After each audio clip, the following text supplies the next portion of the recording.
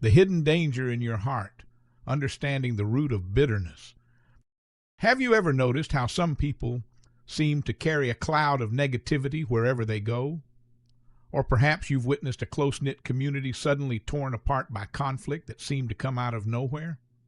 The Bible has a powerful phrase that explains this phenomenon: the root of bitterness. This isn't just ancient wisdom gathering dust on a shelf. It's a profoundly relevant warning about one of the most destructive forces in human relationships today.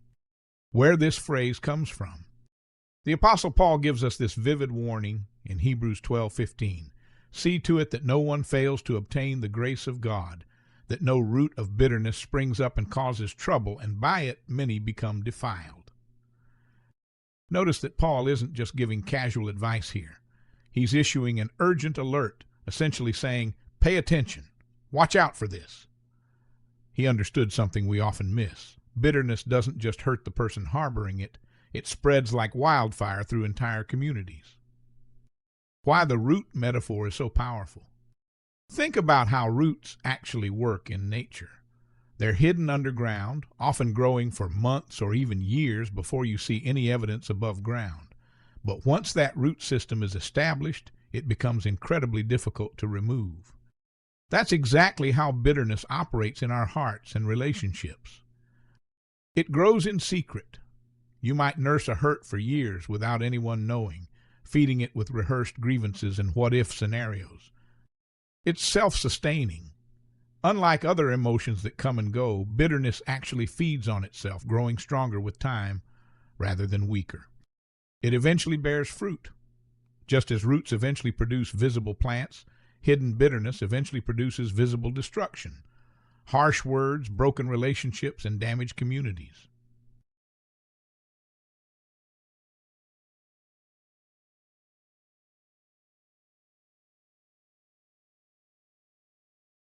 What does a root of bitterness look like in real life? The church split.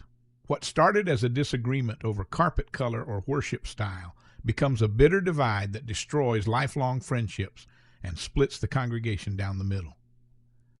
The family feud. Two siblings stop speaking over a perceived slight at their parents' funeral, and 20 years later, their children don't even know they're cousins. The workplace toxic culture.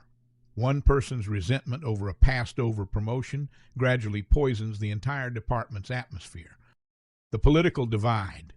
Communities that once worked together are now consumed by bitter partisan hatred that makes cooperation impossible.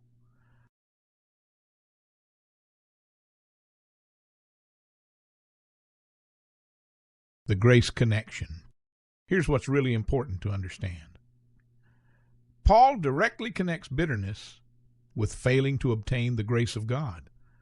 This isn't saying bitter people lose their salvation. It's saying that bitterness and grace cannot coexist in the same space.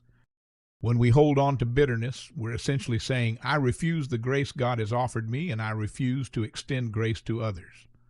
We become grace blockers, both for ourselves and for those around us.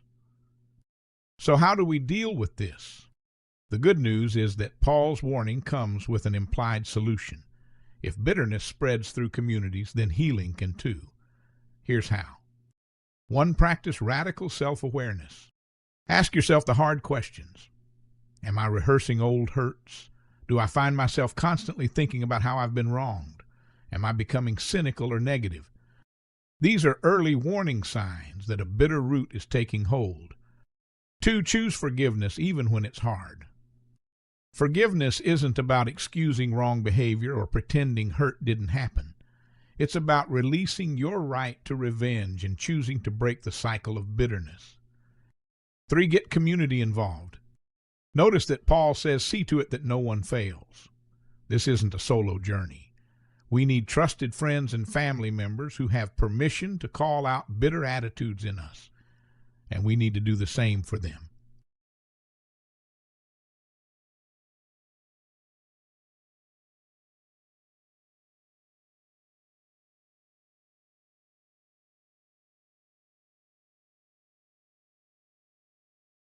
The stakes are higher than you think. I want to be clear about something. This isn't just about being a nicer person or having better relationships, though those are wonderful benefits. The biblical warning about roots of bitterness carries a sense of spiritual urgency because the stakes are so high. Communities can be destroyed, families can be torn apart for generations, churches can lose their witness to the world, entire movements for justice and change can be derailed by bitter infighting. But here's the flip side. When communities learn to root out bitterness and cultivate grace, they become powerful forces for healing and transformation in the world. Your choice today.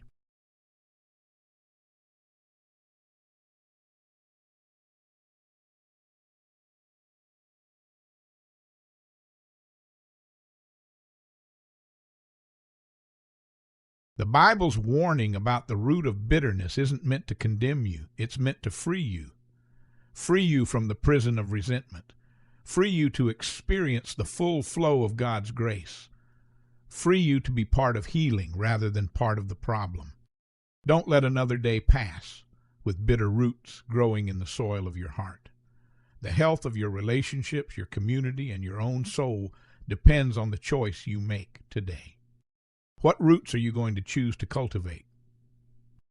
What's your experience with bitterness, either your own or others? Share your thoughts in the comments below. And if this post helped you identify some bitter roots in your own life, consider sharing it with someone who might need to read it too.